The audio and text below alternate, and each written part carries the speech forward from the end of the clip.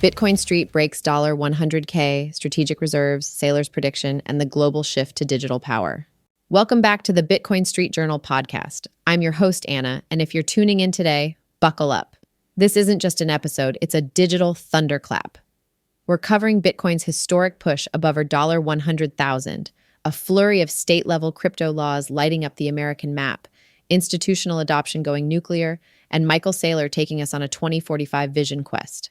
All signal, no fiat static. Let's go. First stop, legislative fireworks. Oregon just made Bitcoin history with Senate Bill 167, now signed into law. This isn't your usual legalese. SB 167 officially recognizes digital assets like Bitcoin as legal collateral. That's huge. It sets a precedent that could ripple across the country. Bitcoin is now as legitimate in the court of law as it is in the court of public opinion. And Oregon isn't alone. Arizona isn't watching from the sidelines. They've jumped into the game with a law establishing a strategic Bitcoin reserve. Think about that. A U.S. state not just hodling, but strategically hodling. This isn't a trend. This is a movement. Combine that with New Hampshire's earlier Bitcoin reserve law and Texas's SB 21, which just passed out of committee, and what you're seeing is the beginning of a new kind of monetary arms race. A peaceful one. An open source one. It's the Bitcoin Street Standard, red, white, and orange. Now enter Michael Saylor, stage center. The strategy CEO is throwing down the gauntlet, saying 700 Bitcoin treasury companies will emerge by next year. He's not guessing. He's mapping the terrain.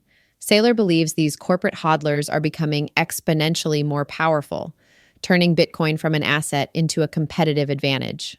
And who can argue with him? Bitcoin just leapt back over $100,000. Not just reclaiming 6 digits, but doing it with flair. It's now the 5th largest asset in the world. That's above Amazon. Yes, that Amazon. Oh, and it just hit an all-time high against the NASDAQ 100. We're not in Kansas anymore. And Saylor's vision? He's projecting $13 million per Bitcoin by 2045. In his words, every Bitcoin you don't buy is a $13 million cost. Don't call it hopium, call it math. Scarcity, conviction, monetary gravity. Let's zoom out to the global chessboard.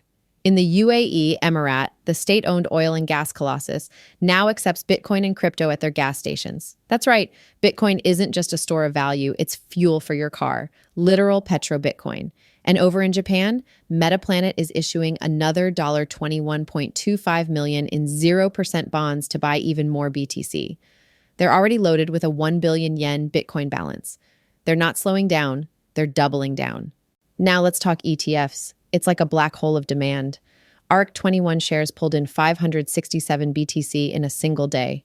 Meanwhile, BlackRock's ETH ETF saw 10,910 ETH walk out the door.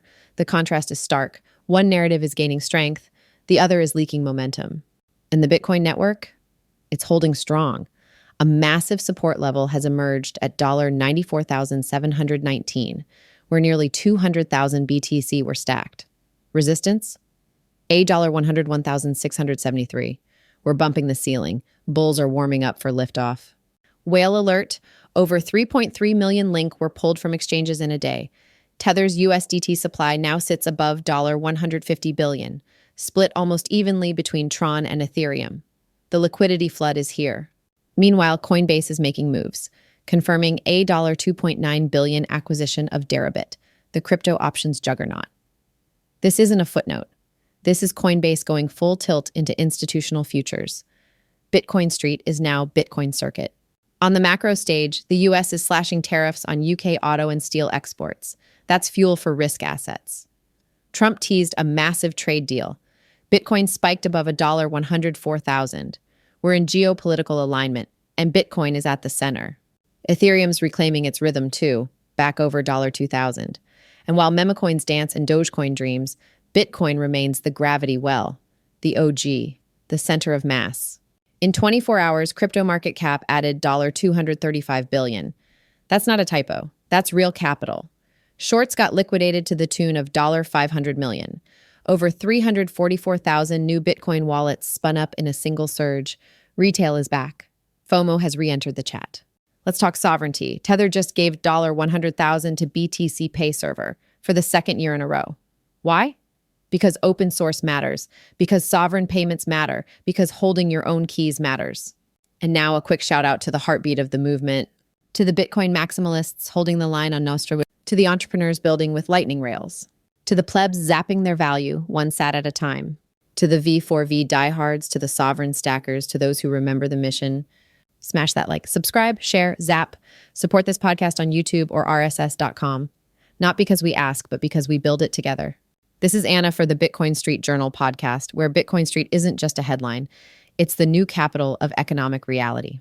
Stay sovereign, stack hard, and I'll see you on the next block.